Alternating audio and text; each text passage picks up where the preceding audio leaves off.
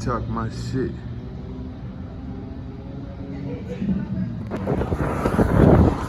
"16 miles, guys. I'm barely gonna hit mile 12. I'm tired. My stomach's on E. I gotta make it though. I'm not trying to quit. I thought I was gonna be able to do it, man. I'm about 2 miles short. I ran 15 miles. Or 14, I mean. I'm fucking tired. I'm gonna sit down on this grass right here. Fuck. I didn't have enough food in my system. Or any water. I needed some water for real. And probably something to drink. I should have just stopped to get a Slurpee when I had the chance. Fuck it, man. I'm tired. My fucking legs feel heavy. Fuck, I'm thirsty, man. Anyway, I gotta get up and keep going, but it feels good to lay down. Fuck. I was just around the corner. It was just too much for me, man. Fuck, I'm tired. I could just really fall asleep right here. See that billboard? I'm fucking hungry, bro. Can't wait for a cold glass of my electrolytes and something to eat, man. I gotta walk. Peace. My mouth is so dry, I spit on myself. It's gonna be the worst walk ever.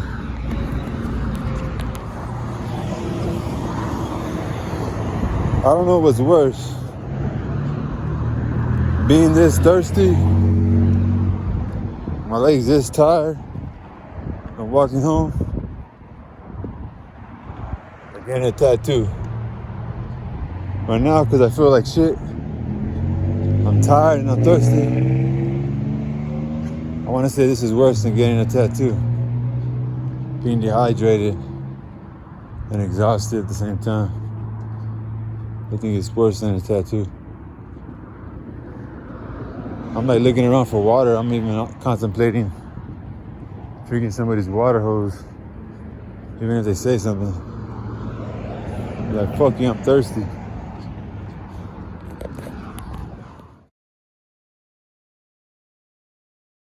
Gusto.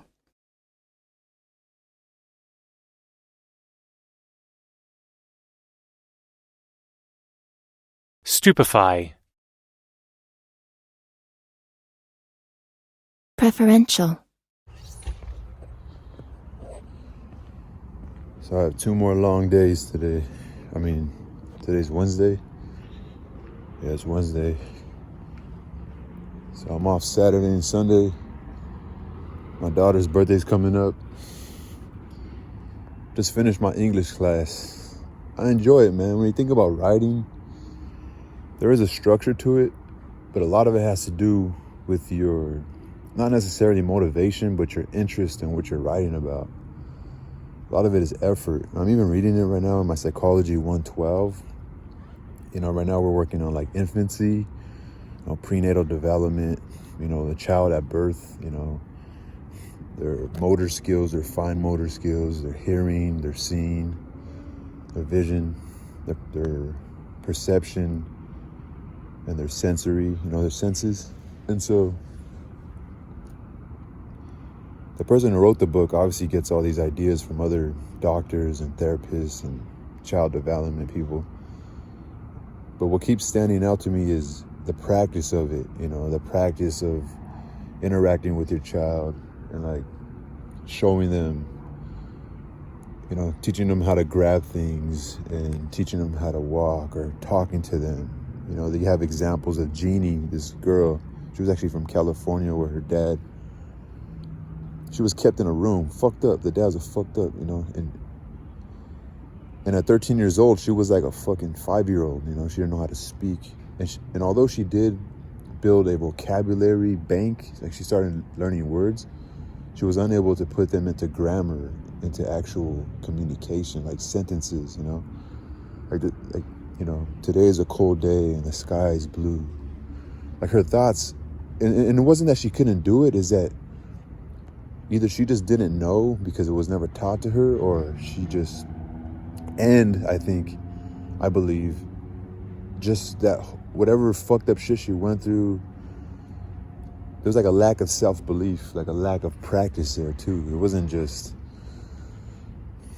oh, she'll never learn. Her brain will never be, her brain was never, these things were never repeated as a kid. She never went through the motions, she never was spoke to, she was just neglected. So she'll never be able to learn, she missed that critical period, her mind can only grow so far now. And it's kind of odd how we're born, it's like the more interaction, positively and progressively to grow, whether your parents sung to you, read books to you, showed you attention and love, and taught you right things, whether it be, independence as a child, from learning how to change on your own and not being say, you're stupid, look at you fucking put your shirt on backwards, you stupid kid. Teaching them autonomy, that they could do things on their own, separate from you, and it's interesting how that is. But I think that girl Jeannie, it was also her hopelessness inside, her shutting down when maybe she didn't know how to communicate what she felt. She still had feelings, but didn't have the vocabulary to put it, or didn't have the language to put it, to be understood and heard, so. But it goes back to just like writing, is that repetition, that just doing it, that self-belief, that practice, putting it into motion, so it's very intriguing. Anyway, I got a break right now. I got a long fucking day at work. Do I hate my job? I don't know if I hate it, but I just know I have to be there for 7.5 hours today. And my daughter's birthday's coming up, so I actually want to text my sister right now and ask her what are the plans, want to buy my daughter like some sort of board game, maybe teach her how to play Monopoly. Just want to see her, really. I know it's her birthday. Sometimes as a parent, we overthink it. We want to have a big old party, Sometimes like a wedding, we, instead of loving each other, we plan more for the fucking wedding. Or instead of actually showing our daughter a good time, we're so stressed about, trying to afford something we really can't afford, So again, I'm kind of like, what would I get my kid, But I think she just wants to fucking see me and be around me. So anyway, peace.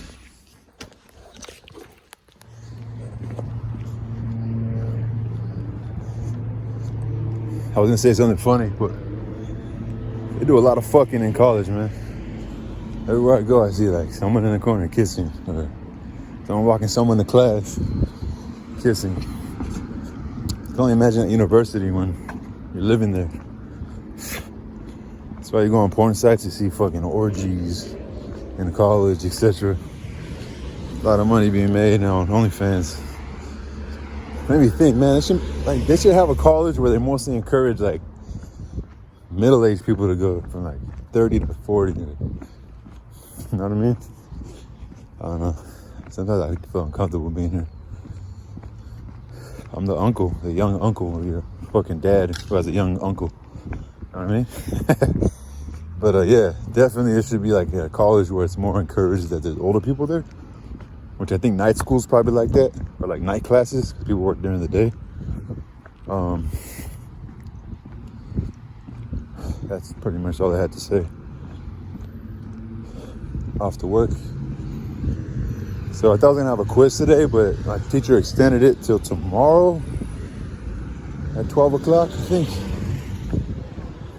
So like right before Thursday morning, I think, or on Friday morning.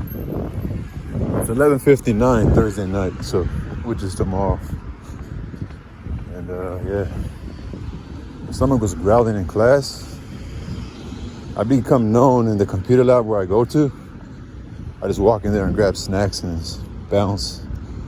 So I'm like the snack guy. It's kind of embarrassing when your stomach growls in class, because it sounds pretty loud. My teacher told me, he read my letter, or he read my essay. He's like, I read it. And he's like, maybe you want to take out the philosophical stuff. He's like, it's pretty cool, but it's a narrative essay. You're going to lose them doing philosophical shit. And I didn't even do it. I just acted like I was typing just so I didn't piss him off. Yeah, that shit was funny. I actually added to it, and I got more philosophical. But yeah, so that essay I'll probably show my daughter when she gets older. I think it's well written, actually. And that's how it looks when we go to school. Especially right now. When I got a math class on Tuesdays and Thursdays, around like 10 o'clock, it's empty right here. But right now, it's already the middle of the day. What is it? It's 1 o'clock, so I see a guy from my math class right now. We befriended each other on the first day. It's fucking kind of hot right here. I'm gonna go over here. My bus is about to come though. I got a long shift today, 7.5 hours, but at least I'm not off. I get off when the cash register people get off. Like the people who close with the cash register, which is mostly women, they get off at 30 minutes after the store closes. That's 10:30. Last night I actually got enough. I got 7.5 hours of sleep, so might as well sit for a bit. I'm sweaty because I was kind of running around right now. I don't know if I'm going to get financial aid because they don't want you to be working a lot, and I'd rather work. But I just want to see how much would I get. You would get more if you went to like Cal State or something. But right here in junior college, we'll see how much you get. I mean, if I get a decent amount, you know, I'd rather just fucking maybe do that and do other shit, you know? If I get a job at the school, I'm gonna ask that girl. I seen her earlier, the young girl that I sit next to in math class.